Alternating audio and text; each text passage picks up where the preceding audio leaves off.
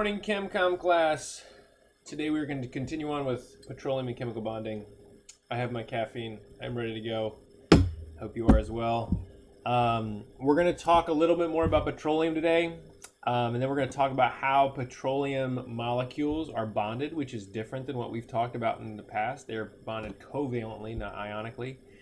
Before we do that, though, just to kind of give you an idea of what are we ever going to be graded for any of this? Is he ever going to check any of this? Like, what's going on? Here's what I think we're going to do. I think every Friday I'm going to give you a quiz. Okay, so tomorrow I will put a Google form quiz on there, and that Google form quiz will be about the information from the week. Now, with that being said, you're still going to have access to that information. You're going to have the PowerPoints, you're going to have the work you've done, and there will be questions from the work you've done, so I would recommend having it done.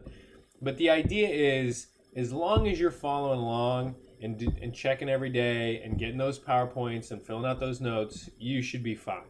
Okay, it's just a way for me to give you a little bit of accountability. It's a way for you to get a grade, okay? We're not to the point where we're thinking about tests yet. But just these little, you can call them a quiz, or you can call them a check for understanding, whatever you want to call them.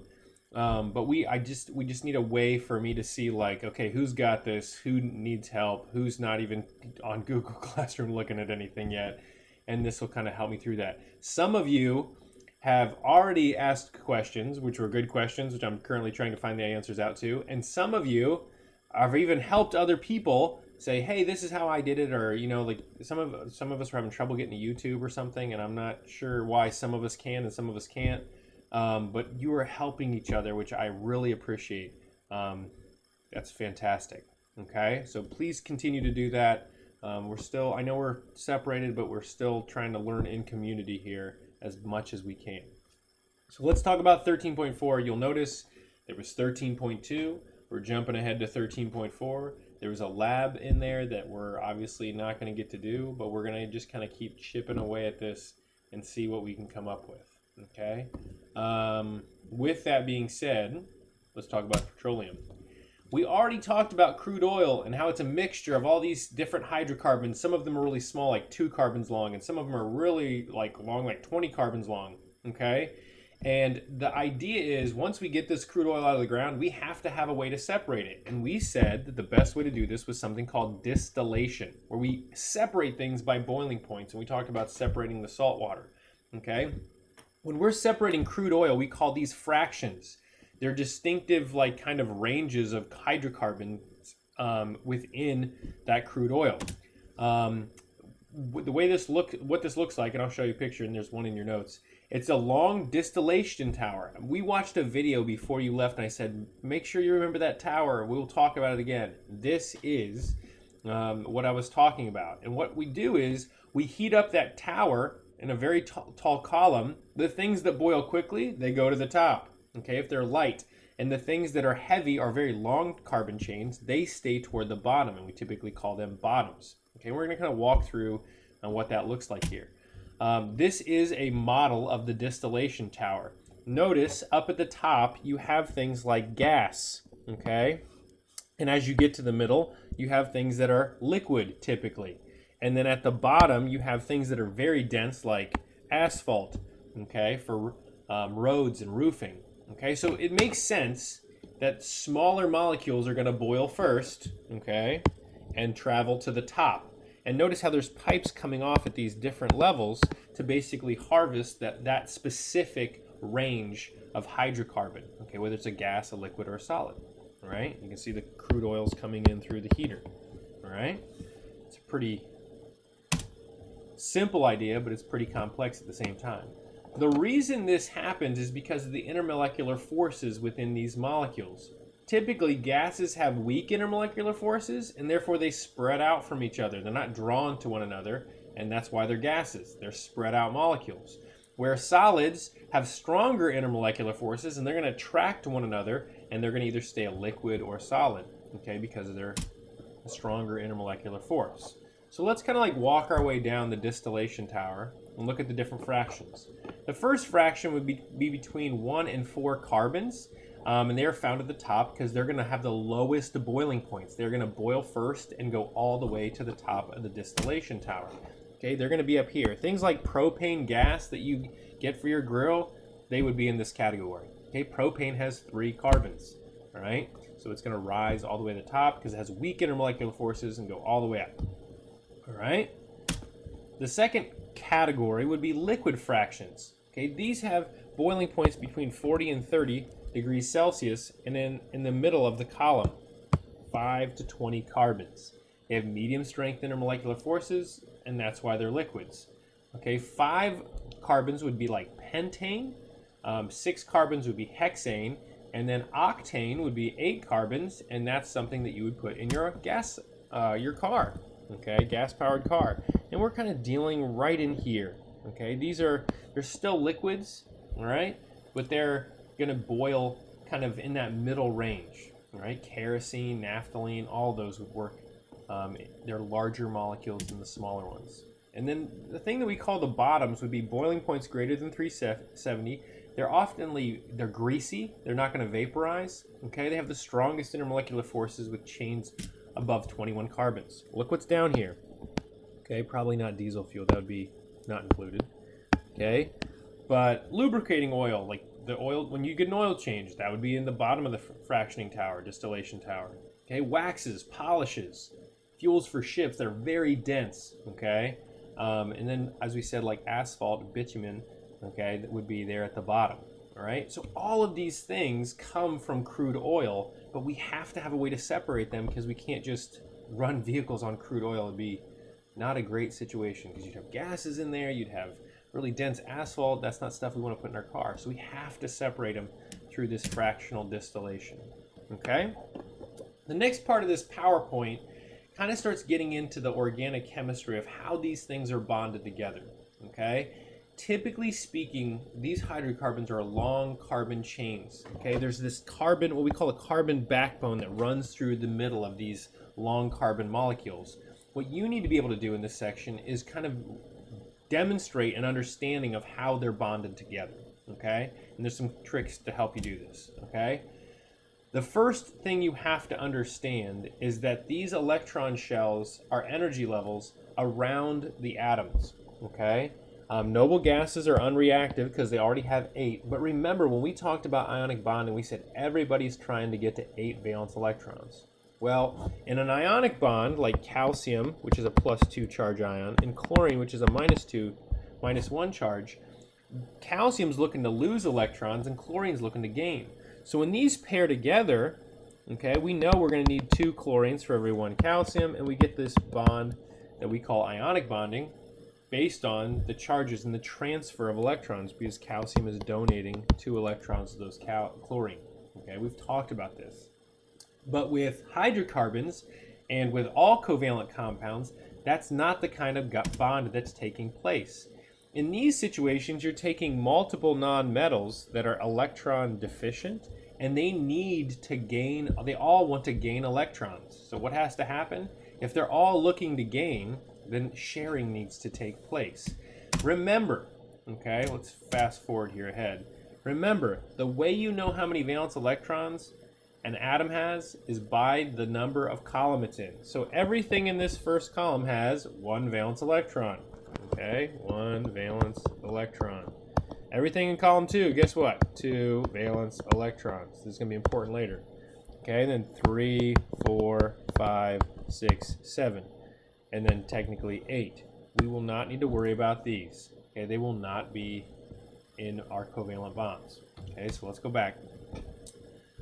So the first thing we need to understand is that a covalent bond is about sharing. That's the key word. Okay, we have atoms that need more electrons, and the only way to make that happen is to share 2 or more valence electrons in those outer shells. There's 3 types. You can have a single bond, a double bond, and a triple bond. Okay, you cannot have 4 bonds. Okay, so a single bond would be when there's 2 electrons being shared between 2 atoms. So this is a single bond, single bond, single bond, because you have a pair of electrons shared between those atoms. Okay? Notice, carbon makes 4 bonds. That's something that I would remember. If you remember, based on the column, carbon has 4 valence electrons. So guess what? To get to 8, it needs to share 4 more. So carbon will almost always make 4 bonds. See how simple that is? Okay, that's kind of a little trick that we can remember in the future. A double bond is when 4 electrons are being shared. Okay, this is when you have an electron deficiency, and so you're going to share 4. Notice though, each of these carbons, guess how many bonds are making? 1, 2, 3, 4. Okay, same thing with that carbon.